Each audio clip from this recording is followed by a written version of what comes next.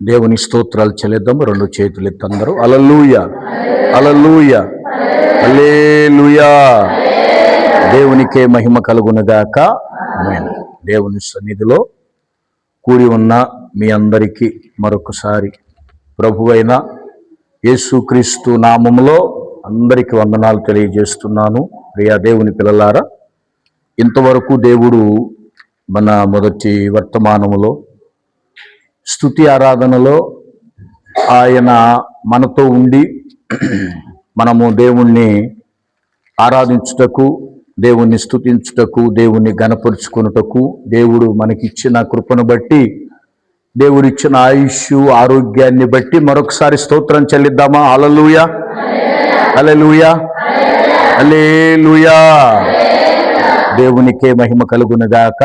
ఆమేన్. దేవుని సన్నిధిలో మరి స్తుతి ఆరాధన చేసేటప్పుడు కొంతమంది కూర్చుంటున్నారు.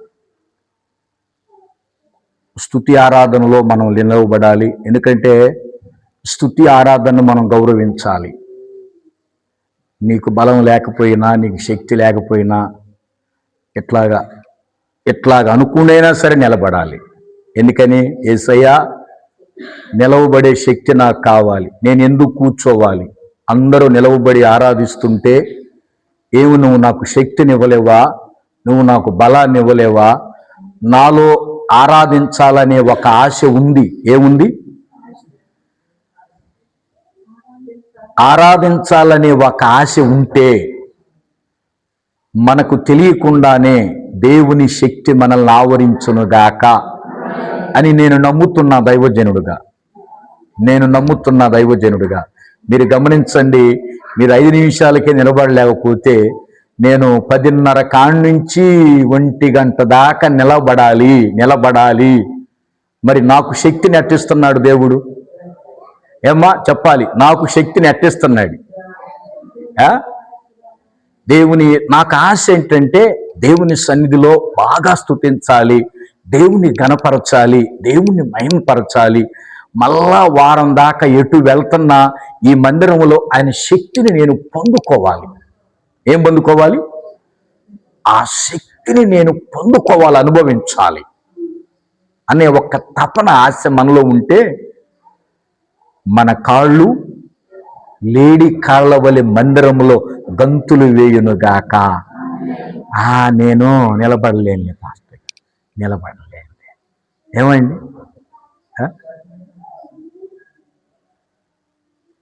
స్థలాలు ఇస్తున్నారంటే, ఉచితంగా 2 సెంట్లు స్థలం ఇస్తున్నారని నిలబడవా? లాజిక్ చెప్తున్నా. ఉచితంగా 2 సెంట్లు స్థలం ఇస్తున్నారు, అందరు లైన్లో ఉండారు. లైన్ చూస్తే చాలా ఉంది, లైన్లో ఉంటేనే ఇస్తానంటే నిలబడవా? స్టూల్ తీసురా, కూర్చుంటా. ఎత్తు స్టూల్ తీసురా, నిలబడాలి నేను, లేకపోతే నన్ను ఆనుకో నిలబడాలి. ఎందుకని చెప్పండి? 2 సెంట్లు స్థలం కోసమే నువ్వు ఎర్ర టెండలో నిలవబడతావే. 2 సెంట్లు స్థలం కోసం ఎర్ర టెండలో నిలవబడతావే. ఒక లోను కోసం ఎర్ర టెండలో నిలవబడతావే. జీవంగల దేవుని శక్తిని పొందుకోవటానికి, జీవంగల దేవుణ్ణి ఆరాధించడానికి మనం నిలబడలేమా? దేవుని సన్నిధిలో మన కాళ్ళు పనిచేయవా? ఏమండి, ఇప్పుడు మనం రోజల్లా మిరప చెట్లు మనంత ఉన్నాయి అనుకో, ఏం చేస్తాం? మిరప చెట్లు మనంత ఉన్నాయి, ఏం చేస్తాం? కూర్చొని లాగుతువా? లాగవే. నిలవబడి అసలు అన్నం కూడా తినకుండా టప్ప 2 ముద్దలు తిని ఎంత ఆసక్తితో నిలవబడి రోజంతా కోస్తామో, ఒక్క అర్ధ గంట దేవుని స్తోత్రం చెప్పండి. ఎందుకంటే నిలవబడి ఆరాధించడం నాకు చాలా ఇష్టం. నిలవబడి ఆరాధించటం, నిలవబడి దేవుని కళ్ళు చూడటం, నిలవబడి ఆయన చేతులు ఎత్తి ప్రార్థన చేయటం. 2వ తిమోతి పత్రికలో ఉన్న మాట, కావున పురుషులారా ప్రతి స్థలమందు నిలవబడి పవిత్రమైన చేతులెత్తి ప్రార్థించండి. పవిత్రమైన చేతులెత్తి ప్రార్థించటం ఇష్టం, దేవుని స్తుతించటం ఇష్టం, దేవుని గణపరచటం ఇష్టం, దేవుని మహిమపరచటం ఇష్టం. ప్రియమైన దేవుని పిల్లలారా, అందుకనే మనము దేవుని స్తుతించాలి. దేవుని మనం ఏం చేయాలి అంటే, సంఘ క్రమాన్ని మనం ఏం చేయాలి? గౌరవించాలి, అగౌరవపరచకూడదు. అంటే త్రోసి వేయకూడదు. అంటే దేవుణ్ణి మనం త్రోసి వేస్తున్నాం. ఎవరిని? సంఘ క్రమాన్ని కాదు, క్రమాన్ని ఏర్పాటు చేసిన దేవుణ్ణి త్రోసివేస్తున్నాం కనుక ఏం చేయాలి? ఈసారి వారం అందరం ఎవరైనా కూర్చుంటే ఏం చేయాలి? మా ఎగో నిలబడు, ఏం అర్థంగా నిలబడలేవా? దేవుని సన్నిధిలో పాస్టర్ గారు చూడు అట్లా నిలబడి ఆరాధన చేస్తా, నిలబడలేవా? దేవుని స్తుతించలేవా? దేవుని గణపరచలేవా? దేవుని మహిమపరచలేవా? శక్తిని మనం పొందుకుందుముగాక, దేవుని అభిషేకము మనము పొందుకుందుముగాక, ఆయన వెలుగు మనము పొందుకుందుముగాక. అంటే ఈ స్తుతి ఆరాధనలో ఎంత శక్తి ఉందో, ఎంత పవర్ ఉందో అమ్మా మనందరికీ తెలుసు. ప్రియ దేవుని పిల్లలారా, అది నిర్లక్ష్యపరచొద్దు. అట్లాగని ప్రభు సన్నిధిలో మరి పోయిన వారం వాక్యం గుర్తుంది. ఏం చదువుకున్నాం మనం? పోయిన వారం మనం ఏం చదువుకున్నాము? పోయినటువంటి మనం ఒక అంశాన్ని జ్ఞాపకం చేసుకుంటా ఉన్నాం. ఒక అంశాన్ని మనం జ్ఞాపకం చేసుకుంటా ఉన్నాం. మనందరికీ తెలుసు, ఒక అంశాన్ని మనం జ్ఞాపకం చేసుకుంటా ఉన్నాం. అమ్మా కాదు, అసలైన అంశం నేను జనవరి నుంచి చెప్తా ఉన్నా. జనవరి నుంచి ఇప్పుడు జూలై దాకా ఒకే ఒక అంశం, యుద్ధము. ఏంటిదమ్మా? అందరూ అనండి, ఏమి యుద్ధము? ఆత్మీయ యుద్ధం. ఏ యుద్ధము? ఆత్మ సంబంధమైన యుద్ధంలో ఉన్నాం. ఆ యుద్ధం నిన్న ఆదివారంతో అయిపోయింది. ఆత్మ సంబంధమైన యుద్ధం. ఏ యుద్ధం? Spiritual war. ఆత్మ సంబంధమైన యుద్ధంలో ఉన్నాం మనం. ఆ యుద్ధంలో ఎన్ని భాగాలు ఉన్నాయి? కవచం ధరించాలి, కవచం ధరించాలన్నాడు. ఆ కవచం పేరు చెప్పాలి. కవచం పేరు. ఆ కవచంలో ఎన్ని భాగాలు ఉన్నాయి? ఎన్ని భాగాలు చెప్పుకున్నాం ఈ 7 నెలలు?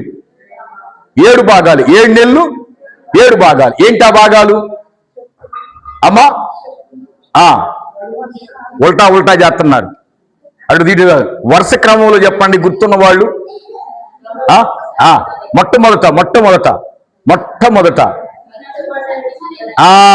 నడుమునకు సత్యమనే దట్టి కట్టుకోవాలి. సర్వాంగ కవచములో దట్టి ఉంది. రెండవది చొక్క నీతి అనే వస్త్రాన్ని కలిగి ఉండాలి. మూడవది చెప్పులు ఉన్నాయి. ఏమున్నాయి? చెప్పులు దొడుక్కోవాలి. సువార్త సిద్ధ మనసు అనే చెప్పులు. ఇంకా నాలుగవది విశ్వాసం అనే డాలు. ఐదవది శిరస్త్రాణం, రక్షణ అనే శిరస్త్రాణం. ఆరవది ఆత్మ ఖడ్గమును ధరించాలి. ఏడవది కాదు అమ్మా ప్రార్థన. ఏంటిదమ్మా? ఇప్పుడు 7 వచ్చినాయా? 1 బెల్ట్ వచ్చింది. బెల్ట్ నడువుకి బెల్ట్ వచ్చింది. తర్వాత చొక్కా వచ్చింది, షర్ట్ వచ్చింది, వస్త్రం వచ్చింది. మూడవది చెప్పులు వచ్చినాయి. నాలుగవది డాల్ వచ్చింది. ఇంకొకటి హెల్మెట్ వచ్చింది. హెల్మెట్ వచ్చిందా? ఇప్పుడు ఇంకొకటి కత్తి వచ్చిందా? ఏడవది ప్రార్థన. ఆత్మీయ యుద్ధంలో ఇవి చాలా అవసరం. ఇవన్నీ మనం కలిగి ఉండాలని దైవజనుడిగా నేను ప్రేమతో మనవి చేస్తున్నాను. అయితే పోయిన శుక్రవారం నుంచి ఇంకొక అంశాన్ని మనం ప్రారంభించాను. నేను పోయిన శుక్రవారం ఎంతమంది విన్నారు వాక్యం? ఎంతమంది వచ్చారు అమ్మా? పోయిన శుక్రవారం ఎంతమంది వచ్చారు? ఎంతమంది విన్నారు అమ్మా? ఏం ప్రారంభించాం మనం? ఆత్మ సంబంధమైన ఆశీర్వాదాలు, శరీర సంబంధమైన ఆశీర్వాదాలు. ఎన్ని ఆశీర్వాదాలు ఉన్నాయి? 2 రకాలైన ఆశీర్వాదాలు ఉన్నాయా?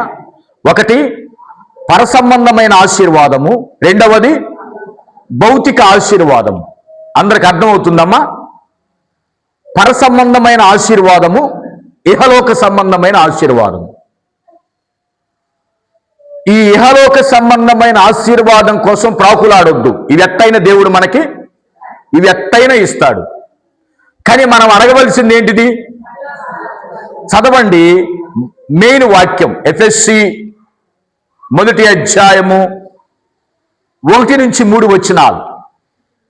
ఎఫెసీ ఎట్లనగా తన ప్రియుని యందు తాను ఉచితముగా మనకు అనుగ్రహించిన తన కృపా మహిమకు కీర్తి కలుగునట్లు తన చిత్త ప్రకారమైన దయా సంకల్పం చొప్పున యేసుక్రీస్తు ద్వారా తనకు కుమారుడుగా స్వీకరించుటకై మనలను ముందుగా తన కోసం నిర్ణయించుకొని మనము తన ఎదుట పరిశుద్ధులమును నిర్దోషమై ఉండవలెనని జగత్పునాది వేయబడక మునుపే ప్రేమ చేత ఆయన క్రీస్తులో మనలను దేవునికి మహిమ కలుగునుగాక. 3వ వచనం ఒకసారి చదవండి. 3వ వచనం, మన ప్రభువైన యేసుక్రీస్తు స్తుతించబడునుగాక. ఇది మనకు కావాలి. ఆయన క్రీస్తు నందు పరలోక విషయములలో ఆత్మ సంబంధమైన ప్రతి ఆశీర్వాదాన్ని మనకు అనుగ్రహించెను అన్నాడు. దేవునికి స్తోత్రం. అనుగ్రహించెను అన్నాడా? అనుగ్రహిస్తాడు అని ఉందా? అంటే ఇచ్చాడు. అనుగ్రహించెను అంటే అర్థం ఏంటి? ఇచ్చేశాడు. ఇస్తాడు అంటే ఇంకా ఇవ్వలా, ఇస్తాడు. కానీ ఇప్పుడు మీరు ఏమని చదివారు? ఇస్తాడా ఇచ్చాడా? నా బైబిల్ ఎన్ని ఇస్తాడని ఉంది? మా పద్మ, ఇచ్చాడా ఇస్తాడా? ఇచ్చాడు. అనుగ్రహించెను అంటే ఆల్రెడీ మనకి ఇచ్చాడు. ఏమిచ్చాడు మనకి? క్రీస్తు నందు ఆత్మ సంబంధమైన ప్రతి ఆశీర్వాదమును అనుగ్రహించెను. ఏ ఆశీర్వాదం? అది ఏ ఆశీర్వాదం? ఆత్మ సంబంధమైన ఆశీర్వాదం. అందరూ అనండి, ఇంకొకసారి అనండి. పలకటం రాని వాళ్ళు అనండి. పలకటం రాని వాళ్ళు అందరూ పలికారు కదా ఈ మాట. ఏ ఆశీర్వాదం? ఇప్పుడు మనకేం కావాలి? ఈ లోకములో ఈ పాడి పంట, ఈ ఉద్యోగాలు, ఈ ధనం, వెండి బంగారం, ఈ ఆశీర్వాదం కావాలా? లేకపోతే ఇప్పుడు పౌలు గారు చెప్పిన ఆత్మ సంబంధమైన ఆశీర్వాదం కావాలా? పాస్టర్ గారు, నాకు ఇవన్నీ దేవుడు ఎట్లాగైనా ఇస్తారని, ఎట్లాగైనా సంపాదించుకుంటామండి. అది సంపాదించటం కష్టం అండి. ఏది? అది సంపాదించటం కష్టం అండి. నాకు ఆత్మ సంబంధమైన ఆశీర్వాదమే కావాలి అన్న వాళ్ళు చేయి చూపించండి. మీ కుడి హస్తాలు. అందరికీ కావాలా? అందరికీ. ఎవరికి ఇక్కడ ఆశీర్వాదం వద్దా? అందరికి ఏం కావాలి? ఈ ఎట్లాగైనా ఇస్తాడు మనకి. ఎట్లాగైనా ఆకలితో చంపుతాడా? వస్త్రం లేకుండా చంపుతాడా? ఇల్లు లేకుండా చంపుతాడా? లేదు, ధనం లేకుండా చంపడం. ఇవన్నీ ఎట్లాగైనా ఇస్తాడు. కానీ మనం వెతకవలసింది ఏంటో తెలుసా? ఆత్మ సంబంధమైన ఆశీర్వాదము. దేవునికి మహిమ కలుగునుగాక. ఏ ఆశీర్వాదం అయ్యా? ద స్పిరిచువల్ బ్లెస్సింగ్స్ అంటే ఆత్మ సంబంధమైన ఆశీర్వాదము. అవి దేవుడు మనకి ఇచ్చేశాడు. అవి మనలోనే ఉన్నాయి. మనలోనే ఉన్నాయి. మరి పాస్టర్ గారు, మరి నాలో ఉంటే నాకు గాని రావట్లేదేంది? ఎయ్యి, నాలో ఎయ్యి, నాలో ఎయ్యి అనుకుంటున్నారా? ఇదే అంశం మీద ఇంకా 3 నెలలు చెబుతా, గుర్తుపెట్టుకోండి. ఆత్మ సంబంధమైన ఆశీర్వాదాలు బైబిల్లో ఏముండయో రాసి పెట్టా. దేవుని స్తోత్రం. స్టడీ చేసి పెట్టాను. ఆత్మ సంబంధమైన ఆశీర్వాదం మనకు కావాలి. ఎవరైనా మిమ్మల్ని అడుగుతారు, అమ్మా ఆత్మ సంబంధమైన ఆశీర్వాదం అంటే ఏంటమ్మా, ఎన్నుండే అడిగారనుకో, అది ఎప్పుడు నేను వినలేదే. నేను ఏ కాడికి పంట పండించయ్యా ప్రభు, నా పిల్లకి ఉద్యోగం, నా పిల్లకి ఇదే అడుగుతున్నా, ఇదే ఆశీర్వాదం అనుకున్నానే. అది కాదు. నిజమైన ఆశీర్వాదం ఉంది. శాశ్వతమైన ఆశీర్వాదం ఉంది. శాశ్వతమైన ఘనత ఉంది. తరతరాలు ఉండే ఆశీర్వాదాలు ఉన్నాయి. ప్రియమైన దేవుని పిల్లలారా, పోయిన శుక్రవారం 2 చెప్పా మీకు. ఎన్ని చెప్పా? 2 విషయాలు చెప్పా. ఒకటి, దేవుని ఎదుట పరిశుద్ధత కలిగి ఉండటం కూడా ఆశీర్వాదం, అవునా కాదా? ఎవరి ఎదుట? అందరు చెప్పాలి, అందరు వినాలి ఒక్కసారి క్లారిటీగా. ఎవరి ఎదుట? దేవుని ఎదుట పరిశుద్ధత కలిగి ఉండటం కూడా అది పరసంబంధమైన ఆశీర్వాదం. ఆ పాస్టర్ గారు పరిశుద్ధ ఎవరు చూస్తున్నారు, ఏదన్నా పంట పండితే అబ్బో గొప్ప సాక్ష్యం చెబుతా. నేను ఏం చెబుతూ? ఉద్యోగం వస్తే గొప్ప సాక్ష్యం, అది ఆశీర్వాదం అనుకుంటున్నారా? కాదు, అవి కొంతవరకే ఉంటాయి. ఎంతవరకు ఉంటాయి? ఈ కొంతవరకే. కానీ శాశ్వతంగా ఉండే ఆశీర్వాదం ఏంటో తెలుసా? మొట్టమొదటి ఆశీర్వాదం పరిశుద్ధతను కలిగి ఉండటమే నిజమైన. అయ్యా నేను పరిశుద్ధతను కలిగి ఉండాలి. ఏం కలిగి ఉండాలి? ఎవరి ఎదుట? దేవుని ఎదుట కలిగి ఉండటం నిజమైన ఆశీర్వాదం. రెండవది చెప్పా శుక్రవారం, దేవుని ఎదుట నిర్దోషిగా ఉండటం రెండవ ఆశీర్వాదం. రెండవ ఆశీర్వాదం ఏంటో తెలుసా? ఏ దోషం దేవునికి కనపడకుండా, దేవుడు వెతికినా ఏ ఫాల్ట్ మనలో లేకుండా ఉండటమే నిజమైన ఆశీర్వాదం. ఈరోజు మూడవ ఆశీర్వాదం చెబుతున్నా, రాసుకోండి. మూడవ ఆశీర్వాదం ఏంటో తెలుసా? దేవుడు మనకిచ్చిన ఆత్మీయ ఆశీర్వాదం. మూడవ ఆశీర్వాదం ఏంటంటే విశ్రాంతి కలిగి ఉండుట. ఏం కలిగి ఉండుట? అందరూ అనండి, విశ్రాంతి కలిగి ఉండుట. ఆల్రెడీ మనము విశ్రాంతిని పొందుకున్నాం.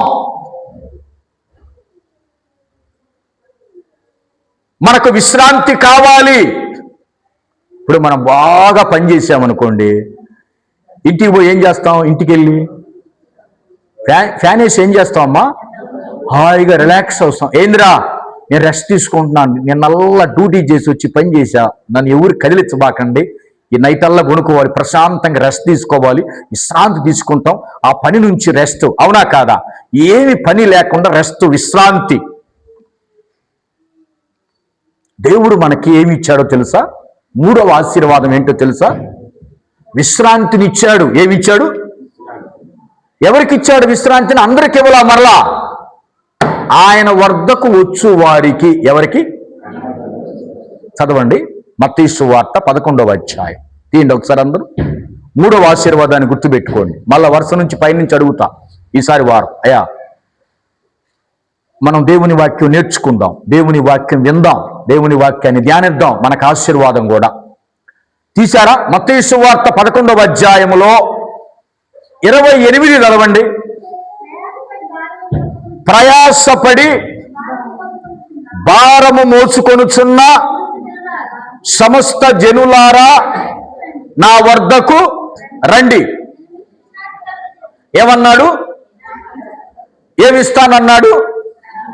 నేను మీకు విశ్రాంతిని కలగజేస్తాను. యేసయ్యకు మహిమ కలుగునుగాక. ఇప్పుడు ఇక్కడ విశ్రాంతి అంటే అర్థం ఏంటో తెలుసా? అమ్మా జాగ్రత్తగా అందరు నాకెళ్ళి చూడండి. విశ్రాంతి అంటే అర్థం ఏంటంటే, ఏ భారాన్ని మోస్తున్నావో, ఏ భారాన్ని మోస్తున్నావో ఆ భారము నుంచి రెస్ట్. ఆ భారము నుంచి రెస్ట్. ప్రయాసపడి భారము మోసుకొనుచున్న. ఇప్పుడు ఎవరికి విశ్రాంతి కావాలి చెప్పండి? ఇప్పుడు ఎవరికి విశ్రాంతి కావాలి? ఆ వచనములో ప్రశ్న ఉంది. ఎవరికి విశ్రాంతి కావాలి? భారము మోసుకొనుచున్న వారికి ఏం కావాలి? ప్రయాసపడే వాళ్ళకి ఏం కావాలి? ఎందుకంత ప్రయాసపడుతున్నావు? ఓ పొద్దు గూగుల్ బరువు మొత్తం రా, కూర్చో, రిలాక్స్ తీసుకో, కూర్చో, విశ్రాంతి తీసుకో, కూర్చో, ఆ భారాన్ని దించో, ఆ భారాన్ని దించుకో, కూర్చో. అయ్యా మా తాతల కాడి నుంచింది ఈ భారం, మా నాన్న నా మీద పెట్టాడు, నేను నా పిల్లల మీద పెడతా. వద్దు ప్రియమైన దేవుని పిల్లలారా, దేవుడు అన్నాడు మీ భారమును దించుకోండి, మీ భారమును దించేవాడను నేనే.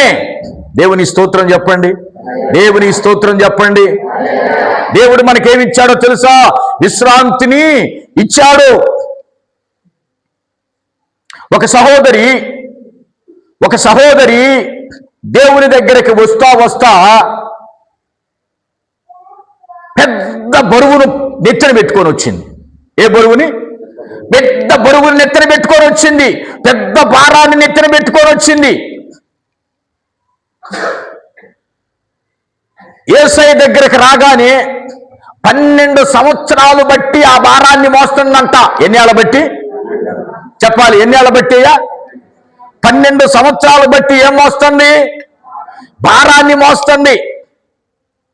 ఆ భారం మోయలేక, ఆ బలహీనత మోయలేక, ఆ సమస్య మోయలేక అల్లాడిపోతుంది. నిద్ర లేదు, ప్రశాంతత లేదు, రెస్ట్ లేదు, ఏమీ లేదు. ఎవరో అన్నారంట, ఎందుకు ఈ రకంగా నువ్వు కుమిలిపోతున్నావు, ఈ భారాన్ని మోసుకుని బలహీనతతో బాధపడుతున్నావు, ఒక్కసారి ప్రభు దగ్గరికి వెళ్ళరాదా అనగాని యేసయ్యని గురించి విని ఎక్కడికి వచ్చిందేమే? యేసయ్య దగ్గరికి వచ్చి వెనకాలగా వచ్చి ఏం చేసింది? వస్త్రాన్ని తాకింది. వస్త్రాన్ని తాకింది. తాకగానే ఆమెలో ఉన్న భారం ఏమైందో చెప్పండి. భారం ఏమైంది? తొలగిపోయింది. భారమంతా కూడా, ఈ భారం ఎవరిలోకి వెళ్ళింది? యేసయ్యలోనికి వెళ్ళింది. ఈ భారమంతా దించేసుకుంది. అప్పుడు యేసయ్య ఒక మాట అన్నాడు, అమ్మా నీ విశ్వాసమే స్వస్థపరిచెను. ఎట్లాగా వెళ్ళమన్నాడు? ఇంటికి వెళ్ళేటప్పుడు చెప్పాలి, ఎట్లాగా వెళ్ళమన్నాడు? సమాధానము గలదానవై. ఇప్పుడు విశ్రాంతి అంటే అర్థం ఏంటో తెలుసా? విశ్రాంతి అంటే సమాధానము. ఏందమ్మా? సమాధానమే విశ్రాంతి. ఏందమ్మా? సమాధానమే విశ్రాంతి. ఇప్పుడు దేవుడు మనకేమిచ్చాడు? 3వ ఆశీర్వాదం, విశ్రాంతిని ఇచ్చాడు. కలువరి సిలువలో మన భారాన్ని మోసుకొని, మన భారాన్ని దించేసి మనకు సమాధానం ఇచ్చాడు, మనకు నెమ్మదినిచ్చాడు, మనకు ప్రశాంతతనిచ్చాడు. ఈ సహోదరికి దేవుడు ఏమిచ్చాడు? ఈ స్త్రీ కంటే అప్పుడు దాకా సమాధానము లేకుండా ఉన్న ఆ స్త్రీ, అప్పుడు దాకా భారముతో ఉన్న ఆమె ఒక్కసారి ప్రభు దగ్గరికి రాగానే, ప్రభువును ముట్టగానే భారం అంతా దిగిపోయి దేవుడు ఏమిచ్చాడు? అప్పుడు ప్రభు అన్నాడు, అమ్మా ఇక వెళ్ళు, నీ వచ్చిన పని అయిపోయింది కదా, ఇక నువ్వు వెళుతూ వెళుతూ ఏమి తీసుకొని వెళ్ళమన్నాడు? చెప్పాలి, ఏమి తీసుకొని వెళ్ళమన్నాడు? సమాధానము తీసుకొని వెళ్ళుదువుగాక. సమాధానాన్ని. ఇక ఆ రోజు నుంచి ఆమె జీవితంలో ఎట్లాగుందో చెప్పండి. ఇక ఆ రోజు నుంచి ఆమె జీవితంలో ఎట్లాగుందమ్మా? ఎంతో ప్రశాంతత, మనస్సు ఎంతో నెమ్మది, మనస్సు ఎంతో నిర్మలంగా ఉంది. చక్కగా నిద్రపోతుంది, హ్యాపీగా నిద్రపోతుంది.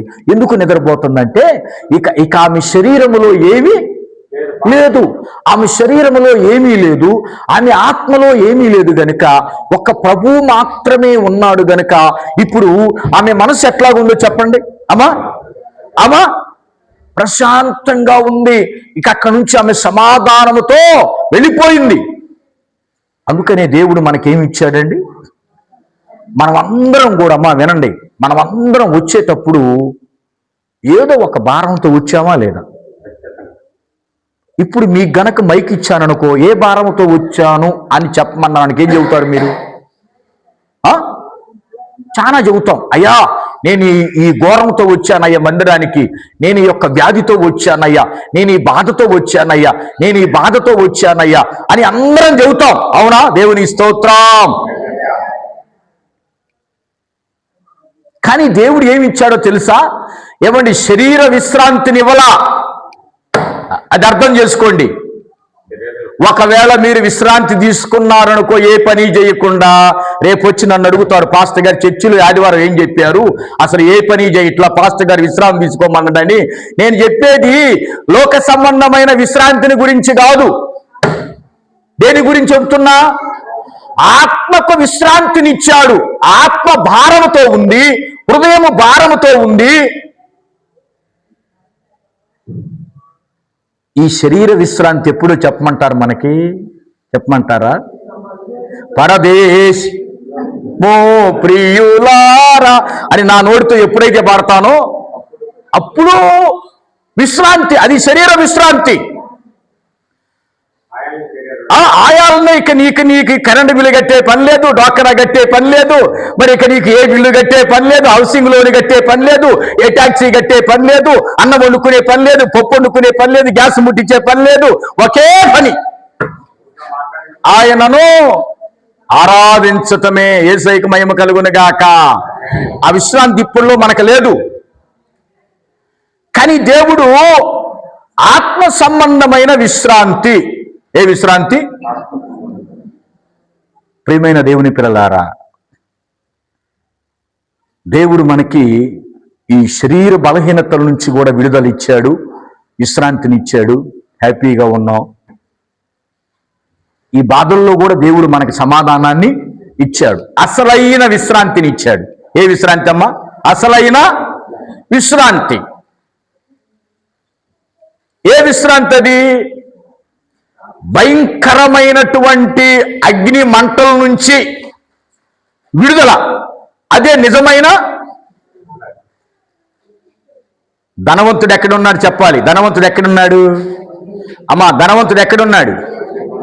ధనవంతుడు ఎక్కడున్నాడు? ధనవంతుడు ఎక్కడున్నాడు? అగ్ని జ్వాలలు. ఎక్కడ? అగ్ని జ్వాలల్లో ఉన్నాడు ధనవంతుడు. లాజరు ఎక్కడున్నాడు? లాజరు ఎక్కడున్నాడమ్మా? లాజరు ఎక్కడున్నాడు?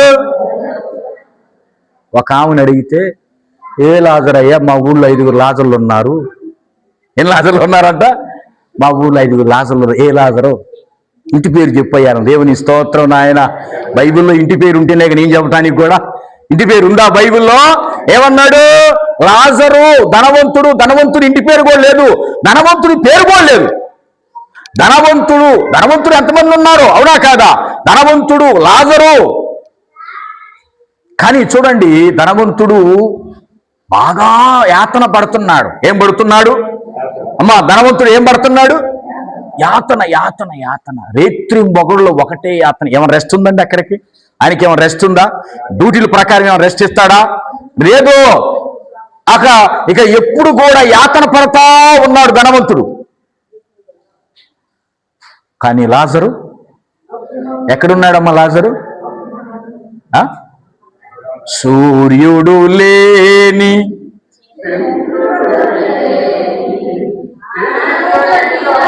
త్రులు అసలే లేని, సూర్యుడు లేని, చంద్రుడు లేని, అసలే లేని ఆ దివ్య నగరిలో కాంతులతో విరజిమ్మెదవా నా యేసయ్య. పాడాలి. ఆ దివ్య నగరిలో కాంతులతో విరజిమ్మెదవా నా యేసయ్య. సీయోనులో స్థిరమైన పునాది నీవు, నీ మీదే నా జీవితము అమర్చుచున్నాను. నీ మీదే నా జీవితము అమర్చుచున్నాము. సీయోనులో స్థిరమైన పునాది నీవు. హల్లెలూయా. ఇప్పుడు లాజరు ఎక్కడున్నాడమ్మా? సూర్యుడు లేని, చంద్రుడు లేని అమ్మా, ఏ లైటు అవసరము లేని కాంతులతో విరజిమ్మే గొర్రె పిల్లే కాంతి కలిగినటువంటి ఆ రాజ్యములో ఆయన ఎంతగా ఉన్నాడో. దాన్ని ఏమంటారో తెలుసా? విశ్రాంతి. ఏందమ్మా? పరమ విశ్రాంతి. అందరూ అనండి. ఏ విశ్రాంతి? పరమ విశ్రాంతినిచ్చాడు మనకి. అంటే మనము ఆయనతో ఉన్నాం. ఇప్పుడు మనం ఆయనతో ఉన్నామా లేదా? ఇప్పుడు దీన్ని ఏమంటారు? ఇది విశ్రాంతి. ఆయనతో ఉండటమే విశ్రాంతి. ప్రకటన చూడండి, 14వ అధ్యాయం 1వ వచనం. ప్రకటన గ్రంథము 14వ అధ్యాయం 1వ వచనములో 1,44,000 మంది ఆయనతో ఉన్నారు. మరియు నేను చూడగా ఇదిగో ఆ గొర్రె పిల్ల సియోను పర్వతం మీద అమ్మా ఆయన నామమును, ఆయన తండ్రి నామమును నొసలయందు లిఖించబడిన.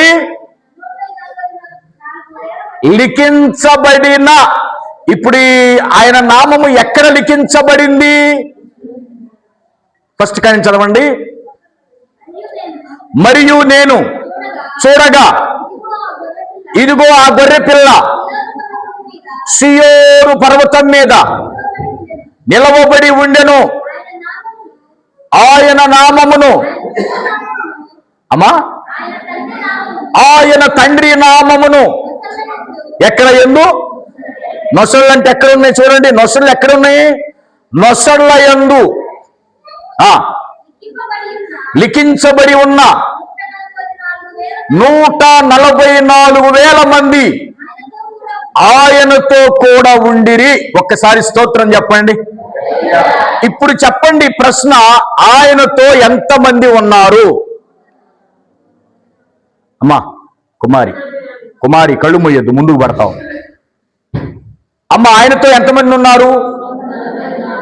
ఎవరితో ఉన్నారు? సియోను పర్వతం మీద గొర్రె పిల్ల, ఆ గొర్రె పిల్లతో ఎంతమంది ఉన్నారు?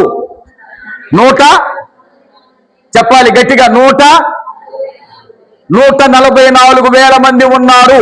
వీళ్ళ నొసళ్ళ యందు ఏముంది? నొసళ్ళ యందు తండ్రి నామము, తర్వాత గొర్రె పిల్ల నామము, తండ్రి నామము ముద్రించబడి ఉంది. ఈ ముద్రించబడిన వాళ్ళు ఎవరితో ఉన్నారు? ఆయనతో ఉన్నారు, గొర్రె పిల్లతో ఉన్నారు. దేవునికి మహిమ కలుగునుగాక. వీళ్ళు విశ్రాంతికో ఉన్నారు. ప్రభుతో ఉండటమే విశ్రాంతి, ప్రభుతో ఉండటమే విశ్రాంతి. అయ్యా, యేసయ్య మనతో ఉంటే మనకు విశ్రాంతి కాదా? యేసయ్య మనతో ఉంటే మనకు సమాధానంగా ఉంటామా లేదా? కొంతమంది చూడండి, ఎన్ని బాధలు ఉన్నా కూడా, ఎన్ని శ్రమలు ఉన్నా కూడా, ఏందమ్మా ప్రశాంతంగా ఉన్నావు? ఏమైంది? ఆయనే చూసుకుంటాడు. అన్ని ఎట్టొచ్చినాయి అట్నే పోతాయి. నేను ఎప్పుడు ప్రశాంతంగా ఉంటా, ఆయన నాలో ఉన్నాడు, నాకు భయం ఏంటి? దాన్ని ఏమంటారు ఆ మాటని? సమాధానంగా ఉందమ్మా. అయ్యా సమాధానంగా ఉన్నాడు, బిడ్డ సమాధానంగా ఉంది, సంతోషంగా ఉంది. దాన్ని ఏమంటారు తెలుసా? సమాధానము. ప్రియ దేవుని పిల్లలారా, వీళ్ళు ప్రభుతో ఉన్నారు. అందుకనే మనం జాగ్రత్తగా గమనిస్తే, ప్రియమైన దేవుని పిల్లలారా, అక్కడ మనం జాగ్రత్తగా ఆ ప్రకటన 14వ అధ్యాయంలో మనం గమనిస్తే, ఎవరయ్యా వాళ్ళు? ఎవరో వాళ్ళు? ఈ 144 మంది ఎవరో తెలుసా? చెప్తాను. 144,000 మంది ఎవరంటే, 14వ అధ్యాయంలో మనం జాగ్రత్తగా గమనిస్తే ఎవరు వీళ్ళు? 144,000 మంది అంటే, మనం ఇంకా కిందకు వస్తే మనకు అర్థమవుద్ది. 4వ వచనం చూడండి. వీరు స్త్రీ సాంగత్యము అపవిత్రులు కానివారు, స్త్రీ సాంగత్యము ఎరుగని వారునయుండి, గొర్రె పిల్ల ఎక్కడికి పోవునో అక్కడికెల్లా ఆయనను వెంబడింతురు. వీరు దేవుని కొరకు, గొర్రె పిల్ల కొరకు ప్రథమ ఫలముగా ఉండుటకై మనుషుల్లో నుండి కొనబడిన వారు. వీరి నోట ఏ అబద్ధమును కనబడలేదు. వీరు అనిందిలు. దేవుని స్తోత్రం చెప్పండి, స్తోత్రం చెప్పండి. ఈ 144 మంది ఎవరయ్యా? స్త్రీ సాంగత్యము లేని వాళ్ళు. అందరూ అనండి, ఏ సాంగత్యము? పురుష సాంగత్యమా, స్త్రీ సాంగత్యమా?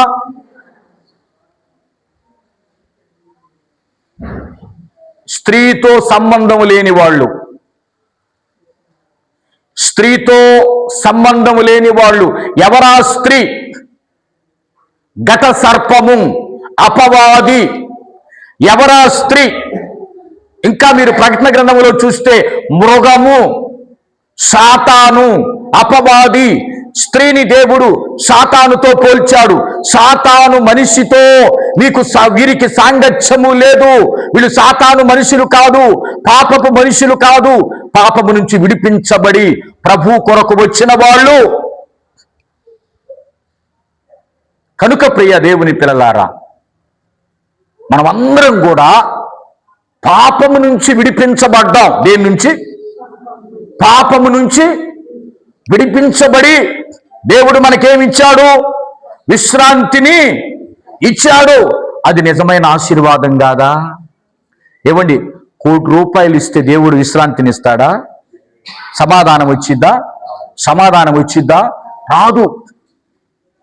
ఈరోజు ₹1 ఇస్తే సమాధానం వచ్చిద్ది అనుకుంటే కోట్లు పెట్టి కొనేవాళ్ళు లేరా? ఉన్నారా లేదా? ఇవాళ చంద్రమండలంలో కూడా స్థలాలు కొంటున్నారు తెలుసా? అక్కడ ఇళ్ళు వేయాలని. అసలు ఆ ఇళ్ళు ఉపయోగపడతాయా? డబ్బు ఎక్కువ ఏం చేయాలో తెలియని వాళ్ళు ఏడగొంటున్నారు చంద్రమండలంలో. అసలు ఆడ గాలి ఉంటుందా? మానవ మనుగడకి సంబంధించిన వనరులు ఉన్నాయా? చూడండి. కానీ ధనము సమాధానాన్ని ఇవ్వలేవు, ఆస్తి సమాధానాన్ని ఇవ్వలేవు, ఇవన్నీ సమాధానాన్ని ఇవ్వలేవు.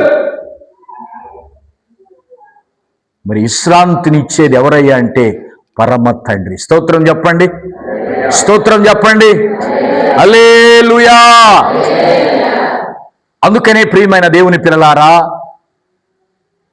శిష్యులందరూ కలవరపడుతున్నారు. శిష్యులందరూ కలవరపడేటప్పుడు ప్రభు చెప్పిన మాట, వెళ్తూ వెళ్తూ అన్నాడు, నేను మీకు సమాధానం ఇచ్చి వెళ్తున్నా.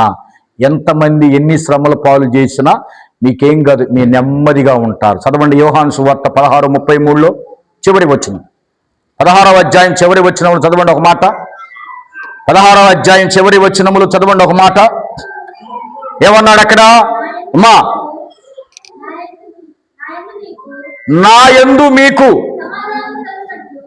ఏమన్నాడు? నా యందు మీకు సమాధానము కలుగునట్లు ఈ మాటలు మీతో చెప్పుచున్నాను. లోకములో మీకు శ్రమ కలుగును, అయినను ధైర్యము తెచ్చుకొనుడి, నేను లోకమును జయించి ఉన్నాను. దేవునికి స్తోత్రం. ఏమన్నాడు? లోకములో మీకు శ్రమ కలుగుతుంది. కలగదా? శ్రమలు రావట్లం లేదా? బాధలు రావట్లం లేదా? వస్తున్నాయి. లోకములో మనకి శ్రమలు కలుగుతున్నాయి, ఏదో ఒక రకంగా శ్రమలు వస్తున్నాయి. కానీ ఈ శ్రమలన్నిట్లో దేవుడు మనకేమిచ్చాడు? సమాధానం ఇచ్చాడా లేదా? సమాధానం ఇవ్వకపోతే నువ్వు ఈ రకంగా స్థిమితంగా ఉంటావా? ఈ రకంగా స్థిమితం లేని వాళ్ళు ఏం చేస్తున్నారో మనందరికీ తెలుసు. అమ్మా, ఎంతగా ప్రాణాలు తీసుకుంటున్నారో బలవంతంగా సమాధానం లేని వాళ్ళు. అమ్మా, దేవుడు మనకేమి ఇచ్చాడు చెప్పండి? ఇప్పుడు ఇన్ని శ్రమల్లో ఇన్ని బాధల్లో ఏమి ఇచ్చాడు? సమాధానాన్ని ఇచ్చాడు. గనుక అది విశ్రాంతినిచ్చాడు. మన ఆత్మలకు ఏమి ఇచ్చాడమ్మా?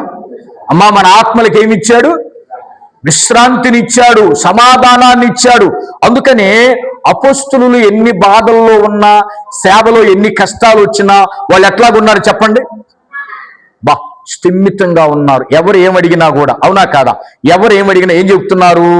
ప్రశాంతంగా, నెమ్మదిగా, స్థిమితంగా సమాధానం చెప్తున్నారు. అవసరమైతే ప్రాణం తీసుకుంటారా? తీసుకోండి, ఏమైంది అంటున్నారు. అదే ఇంకొకళ్ళు అంటారా? అయ్యా, నా ఆస్తి ఎంత ఇస్తా, నా ప్రాణం దీపాకండి అయ్యా, నా ప్రాణం దీపాకండి అయ్యా. అపోస్తులు అన్నారు, మా దగ్గర ప్రాణం తప్ప ఏమి ఉందా? ఏమన్నా ఉందా? లేదు. ప్రాణం తప్ప ఏమీ లేదు. చూడండి, అపోస్తులకు దేవుడు సమాధానం ఇవ్వబట్టి సేవ చేయగలిగారా లేదా? ఈరోజు మనందరి జీవితాలలో దేవుడు ఏమి ఇచ్చాడు? సమాధానం ఇచ్చాడా? ఇది సమాధానం అనేది ఆశీర్వాదమా కాదా? ఇది మనకు కనపడదు, కానీ మనల్ని స్థిమితంగా ఉంచిద్దా లేదా? మనల్ని నెమ్మదిగా ఉంచిద్దా లేదా? యేసయ్యకు మహిమ కలుగునుగాక. అందుకని దేవుడు ఏమన్నాడో తెలుసా? మీ భారాన్ని దించేస్తున్నా, మీ పాపపు భారాన్ని దించేస్తున్నా, మీకు విశ్రాంతినిస్తా, మీకు సమాధానాన్ని ఇస్తా. ఈ సమాధానం అనేది ఒక నిజమైన ఆశీర్వాదం. ప్రియమైన దేవుని పిల్లలారా, అందుకని మనం ప్రార్థన చేయవలసింది, ఎన్ని బాధలున్నా ఎన్ని కష్టాలున్నా, ప్రభువా నన్ను ఎప్పుడూ సమాధానంగా ఉంచయ్యా. నా ఇంట్లో ఎప్పుడు అయ్యా ఏ గలిబిలికి నన్ను గురి చేయొద్దయ్యా, గలిబిలి పడొద్దయ్యా, తొందర పడొద్దయ్యా, నేను ఎప్పుడూ నిదానంగా ఉండాలయ్యా, నేను ఎప్పుడూ సమాధానంగా ఉండాలి. ఎందుకు ఉండాలి? ఆ ఎందుకు ఉండాలి అని మనం జాగ్రత్తగా గమనిస్తే మనము ఈ లోకములో ఉన్నంత కాలం ఏవి తప్పవు అమ్మా? ఏవి తప్పవు? శ్రమలు తప్పవు, నిందలు తప్పవు, ఇంకేం తప్పవు? ఇంకేం తప్పవు? అవమానాలు తప్పవు. ఇవన్నీ మనకు తప్పవు. కనుక వీటన్నిటిలో మనం నిలబడాలి అంటే మనకేం కావాలి? చెప్పాలి అమ్మా, ఏం కావాలి మనకి? సమాధానము కావాలి. పరిశుద్ధ గ్రంథములో ఆ సమాధానాన్ని దేవుడు తన భక్తులకు ఇచ్చాడా లేదా? ఇచ్చాడా లేదా? ఎవరెవరికి ఇచ్చాడో తెలుసా? బైబిల్ గ్రంథంలో అపోస్తులుడైన పౌలు గారు ఎన్ని శ్రమలు వచ్చినా ఎట్లాగున్నాడు? దీన స్థితి అందునా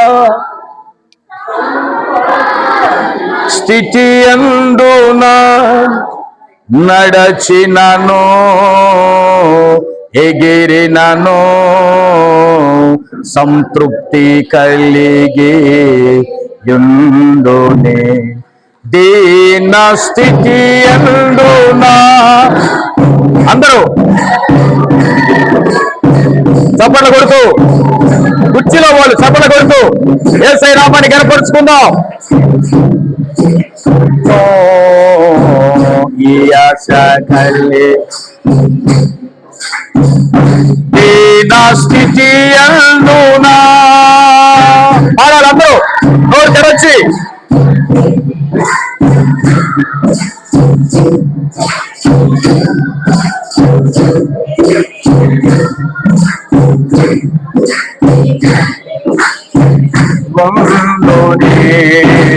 నిత్యము ఆరాధనకు నా ఆధారమా, స్తోత్ర బలులు నీకే అర్పించెదయే. నిత్యము ఆరాధనకు నా ఆధారమా, స్తోత్ర బలులు నీకే అర్పించెదయేసయ్యా. రాజా జయగా మేరీ మారాలి. నోరు తెరచి లోరి. గాలలో అనురాగాలు కురిపించి మన బంధమో అనుబంధమో, మన బంధమో అనుబంధమో విడదీయగలరా ఎవరైనానో మారి. స్తోత్రం. విడదీయగలరా ఎవరైనానో మారి. రాజా జయగా మేరీగే నా యేసు రాజా. హల్లెలూయా. ఏంటా ఏమన్నాడు? దీన స్థితి ఎందునా చెప్పాలి, సంపన్న స్థితి ఎందునా అమ్మా, పడినను లేచినను సంతృప్తి. ఈ సంతృప్తి అనే పదమే ఆత్మీయ ఆశీర్వాదం. ఏదమ్మా ఆత్మీయ ఆశీర్వాదం? సంతృప్తి అంటే ఒకవేళ మనకు కొన్నిసార్లు కరువు వచ్చిద్దా రాదా? ఇంట్లో బాగా కరువు వచ్చింది, అసలు ఇంట్లో ఏమీ లేని పరిస్థితి, దీన స్థితి అంటే అసలు ఏమీ లేదు, అంతా పోయింది, ఏమీ లేదు. దీన స్థితిలో ఉన్నా తృప్తిగా ఉండటమే యేసయ్య మనలో ఉన్నాడు అనటానికి గుర్తేంటో తెలుసా? యేసయ్య మనలో ఉంటే ఏమున్నా ఏమీ లేకపోయినా హాయిగా ఉంటాను. మరి ఇంట్లో ఏమీ లేవు కదమ్మా, మీ ఆయన ఏం చేయట్లేదే, కొడుతున్నాడు తిడుతున్నాడు, ఇంట్లో ఎన్ని తెచ్చినా ఉపయోగం లేకుండా సరిగ్గా మాట్లాడట్లేదు, ఏం చేయటం లేదు, మరి ఇంట్లో ఏమీ కనీస అవసరాలు తీర్చట్లేదు, ఎట్లాగుంది? ఆయన సమాధానం కలిగి ఉన్న యేసయ్య దేవుని స్తోత్రం. అంటే దీనస్థితి ఏమీ లేని స్థితిలో కూడా పౌలు గారు ఎట్లాగున్నాడు? తృప్తిగా. రెండవది ఇంకో స్థితి ఏంది? దీనస్థితి అందున అన్ని సౌకర్యాలున్నా కూడా అదే తృప్తి. ఏమీ లేకపోయినా పాస్టర్ గారు ఏం మాటలండి, ఏమీ లేకుండా తృప్తిగా ఎట్టుంటామండి?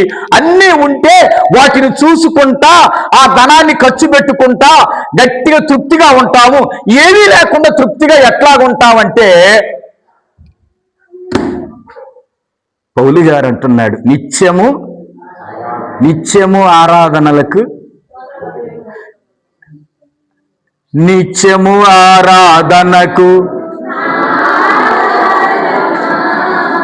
స్తోత్ర బలులు నీకే. చాలు, యేసయ్యకు మహిమ కలుగునుగాక. నిత్యము ఆరాధనకు ఆధారము అంటే నిత్యము నిన్ను ఆరాధిస్తుంటే చాలు, అది మాకు తృప్తి. నిజమైన ఆశీర్వాదము, నిజమైన దీవెన, దేవుణ్ణి ఆరాధించటమే తృప్తి. ప్రార్థన చేయటమే తృప్తి, పాటలు పాడటమే తృప్తి, దేవుళ్ళో గడపటమే తృప్తి, 40 రోజులు యేసయ్యతో గడపటమే తృప్తి. అంతకంటే పాస్టర్ గారు సంవత్సరం అంతా ఆయనతో తృప్తిగా ప్రార్థన చేసుకుంటున్నామండి, అది చాలు మాకు తృప్తి. ఆ తృప్తి అంటే ఏంటో తెలుసా?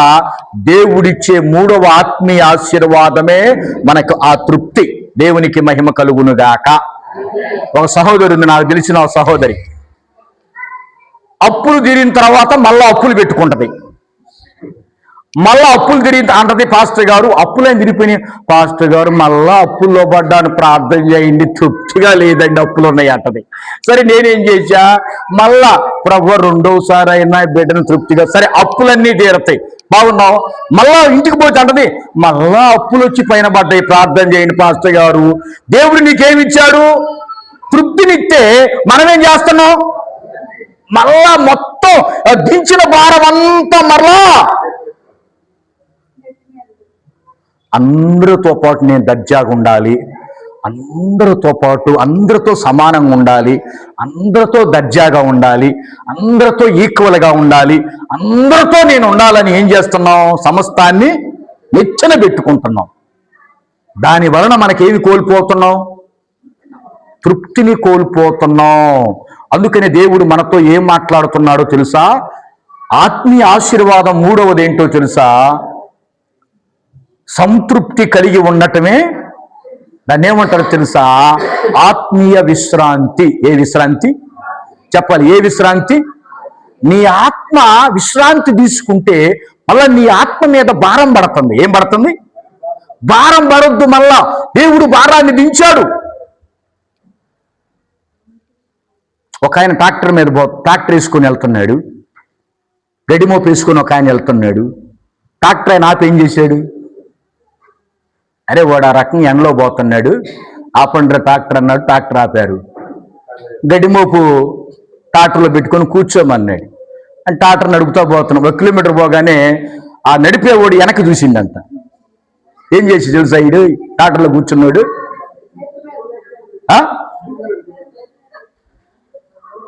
మళ్ళా నెత్తి మీద కూర్చొని అమ్మయ్యా ట్రాక్టర్ ఆపిండంట. ఆపి దిగు అన్నాడంట. ఏది సార్ మీరు ఎక్కించుకున్నారు? నేను ఎక్కించుకుని ఎందుకు? నేను గడ్డిమోపి ట్రాక్టర్లో పెట్టి కూర్చుంటామనే కదా. మళ్ళీ ట్రాక్టర్లో కూర్చొని కూడా గడ్డిమోపి ఆడ పెట్టుకున్నాడు అంటే నీకు ఆ బరువు దించడం ఇష్టం లేదా? ఇకెప్పుడు నీవు ఆ బరువుతోనే ఉండాలా? దేవుడు ఎందుకు ఆపాడండి ట్రాక్టరు? దేవుడు ఎందుకు వచ్చాడు? నీ బరువు దించడానికే కదా, నీ భారాన్ని దించడానికి భారాన్ని దింపాడు. మరలా ఏం చేస్తున్నాం మనం? వదిలిపెట్టిన పాపాన్ని మరలా నెత్తిన నీళ్ళల్లో పాపాన్ని వదిలిపెట్టామా? పాపాన్ని వదిలిపెట్టావా? బాప్తిసం తీసుకున్నావా? నీళ్ళల్లో వదిలిపెట్టావా? మరలా ఏం చేస్తున్నావు? మళ్ళా ఆ నీళ్ళమ్మడ పడిపోయి నా మూట ఆడిగిపోయిందోనని మళ్ళా మూల తెచ్చి పైన పెట్టుకుంటున్నావు. దేవునికి మహిమ కలుగును గాక. కాబట్టి విశ్రాంతి అంటే అర్థం ఏంటంటే మనస్సుకు శాంతి, మనశ్శాంతి. ఏమన్నారు? మనశ్శాంతి. ఇప్పుడు డాక్టర్లు ఏమంటారు? ఏమొక మందులు పనిచేయమన్నాడు ఒక ఆమె. నేను పోయే ప్రార్థన గుంటూరులో ఎక్కడంటే గుంటూరులో బస్ స్టాండ్ దగ్గర బ్రిడ్జి ఉందా, బ్రిడ్జి దాటిన తర్వాత ఆటో నగర్లో ఉదయ హాస్పిటల్ తెలుసుగా, ఈ సైడ్లో ఉదయ హాస్పిటల్, పెద్ద హాస్పిటల్ పోయాను. ఆ ప్రార్థన చేయటానికి పోతే నర్సు వచ్చింది. నేనన్నా, ఈమె కండిషన్ ఏందన్నా, పాస్టర్ గారు ఈమెకి మీరు ఎన్ని మందులు వాడిన ప్రయోజనం లేదు, ఇన్ని మందులు ఉన్నాయి, 3 ట్రేసుల్లో 3 రకాలైన మందులు ఉన్నాయి, దాదాపు ఒక్క రోజుకు వచ్చేసరికి 50,000 రూపాయల మందులు, కానీ మందులు పనిచేయట్లా. డాక్టర్ గారు ఆలోచించి ఏమన్నాడు తెలుసా, అయ్యా ఈమెకు మందులు పనిచేయవు కానీ మనశ్శాంతి కావాలన్నాడు. దేవుని స్తోత్రం చెప్పండి. ఏం కావాలి మరి? మనశ్శాంతి ఎక్కడ దొరికిద్దయ్యా? ఒక్క దేవుడి దగ్గర తప్ప, ఒక్క యేసయ్య దగ్గర తప్ప ఎక్కడైనా దొరికిద్దా? అమ్మా ఎక్కడైనా దొరికిద్దా? దొరికిద్దంటే చెప్పండి, 1,00,000 రూపాయలు ఇచ్చి కొనుక్కొని వద్దాం. యేసయ్యకి మహిమ కలుగును గాక. ఎక్కడ? ఒక్క యేసయ్యలో తప్ప. అందుకని ఈరోజు ప్రభు అన్నాడు, లోకములో మనకు సమాధానం కావాలి, లోకములో మనకు విశ్రాంతి, దేవుడిలో మనకు ప్రాణాలకు విశ్రాంతి కావాలి గనుక అక్కడ మత్తయి సువార్త 11వ అధ్యాయంలో ఆయన విశ్రాంతినిస్తానన్నది శరీరానిక ప్రాణానిక? ఒక్కసారి ఆ పదం చదవండి, ముగిస్తా. చదవండి. అక్కడ ఏముందో స్పష్టంగా చదివి వినిపించండి. జనులారా నా యొద్దకు రండి, నేను విశ్రాంతి కలగజేతును, నేను సాత్వికుడను కనుక ఎత్తుకొని నేర్చుకొనుడి. ఏమన్నాడు? శరీరానిక ప్రాణానిక? అందరూ చెప్పాలమ్మా. శరీరానికి విశ్రాంతి కావాలా, ప్రాణానికి విశ్రాంతి కావాలా? దేవుడు విశ్రాంతినిచ్చింది ప్రాణానిక శరీరానిక? శరీరానికి ఇచ్చాడు అనుకో, పరదేశులము ఆ పాట నేను పాడాలి కదా, అది కాదు. ఇంకా శరీరానికి విశ్రాంతినివ్వలా మనకి. ఈ శరీరం వండుకోవాలి, తినాలి, నాట్లు వేయాలి, మిరపకాయలు వేయాలి, ఎన్ని సహజం లాస్ట్ వరకు ఉండాల్సిందే. కానీ దేవుడు విశ్రాంతినిచ్చింది ప్రాణానికి. స్తోత్రం చెప్పండి. అంటే నీ ప్రాణం నెమ్మదిగా ఉంటానికి కదా, నీ ప్రాణం స్థిమితంగా ఉండటానికి, నీ ప్రాణం దిగులు పడకుండా, నీ ప్రాణం సంతోషంగా ఉండటానికే దేవుడు విశ్రాంతినిచ్చాడు. ఇప్పుడు అయ్యా నా ప్రాణం నెమ్మదిగా ఉంది, నా మనసు నెమ్మదిగా ఉందన్నోళ్ళు చేయి చూపించండి ఒకసారి. చెయ్యెత్తన మనసు నెమ్మదిగా లేదా? ఎందుకని? యేసయ్య మనకు నెమ్మది, నీకు నెమ్మది ఇవ్వలేదా? ఏ నెమ్మది పాస్టర్ గారు, ఒకటే గోల, ఒకటే స్వాప. ఏడు చూసి ఈ స్వాపలన్నింటిలో దేవుడు ఏమి ఇచ్చాడు చెప్పమంటారా?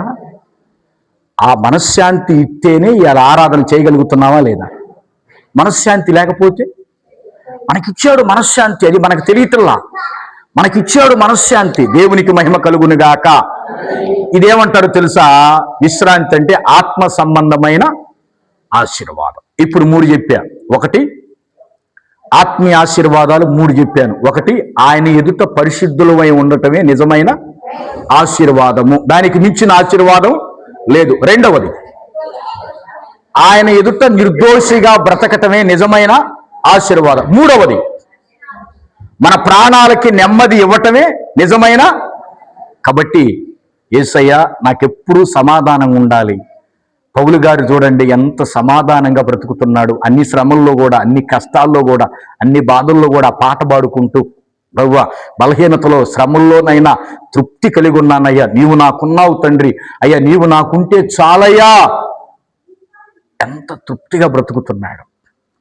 యోబు గారు ఎంత తృప్తిగా ఉన్నాడు చెప్పమంటారు? యెహోవా ఇచ్చెను, ఎంత హాయిగా ఉన్నాడు. సాతాను వాడు ఒళ్ళు మండుతుంది, ఇదేందిరా అంతా తీసేసిన అదే మాట అంటున్నాడు. తృప్తిగా ఉన్నాడు. ఏలియా గారు తృప్తిగా ఉన్నాడు, సమూయేలు గారు తృప్తిగా ఉన్నాడు, దానియేలు గారు దేవునిలో గడుపుతూ తృప్తిగా ఉన్నాడు. అదే మనకు దేవుడు ఇచ్చాడు. దేవునికి మహిమ కలుగునుగాక. ఆ తృప్తిని పోగొట్టుకోవద్దండి, ఆ సమాధానాన్ని పోగొట్టుకోవద్దు. ఆ సమాధానం మనం పోగొట్టుకోకుండా ఆ విశ్రాంతిని కలిగి, ఆ సమాధానాన్ని కలిగి దేవుని కృపలో జీవిద్దాం. ప్రియమైన దేవుని పిల్లలారా, అట్టి సమాధానం మన హృదయాలలో దేవుడు మనకు దయచేయునుగాక. మన కుటుంబాల్లో దేవుడు మనకు దయచేయునుగాక. మన సమస్త విషయాల్లో దేవుడు దయచేయునుగాక. మనం ఎప్పుడు సమాధానంగానే సంతోషంగానే బ్రతకాలి తప్ప అమ్మా విచారంగా మనం గడపకూడదు. పరిశుద్ధ గ్రంథంలో ఒక ఆమె 2 స్త్రీలు ఉన్నారు. ఒక ఆమె ఏమో యేసయ్య పాదాల దగ్గర కూర్చొని సమాధానంగా ఉన్నది. సమాధానం. యేసయ్య పాదాల దగ్గర కూర్చొని ఎట్లాగుంది? సమాధానంగా ఉందంట. పనులన్నీ పక్కన పెట్టింది, తృప్తిగా ఆరాధిస్తుంది. ఒక ఆమెమో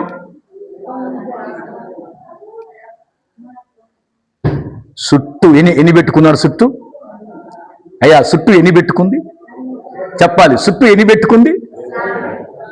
ఇది జరగట్లేదే, ఇది జరగట్లేదే, ఇది జరగట్లేదే, ఇది జరగట్లేదే, మొత్తం పెట్టుకుని విచారంగా ఉంది, బాధగా ఉంది, ప్రాణమంతా విసిగిపోతుంది. ఎందుకు ఈ బ్రతుకు అనుకుంటుంది. కానీ ఇంకొక ఆమెమో ఎప్పుడుండే పనులు, ఎన్ని పొద్దుగూకులు, ఎప్పుడుండే బాధలేలే, యేసయ్య దగ్గర ప్రశాంతంగా గడుపుదాం ఈ ఒక్క రోజైనా, ఈ దేవుడిచ్చిన ఈ ఆదివారమైనా, ఈ శుక్రవారమైనా, ఈ ఉదయకాలంలో 7 గంటల ప్రార్థన అయినా తృప్తిగా చేద్దాం.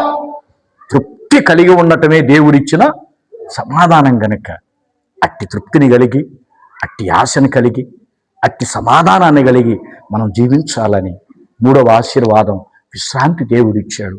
ఆత్మీయ విశ్రాంతినిచ్చాడు, ప్రాణానికి విశ్రాంతినిచ్చాడు, నెమ్మదినిచ్చాడు.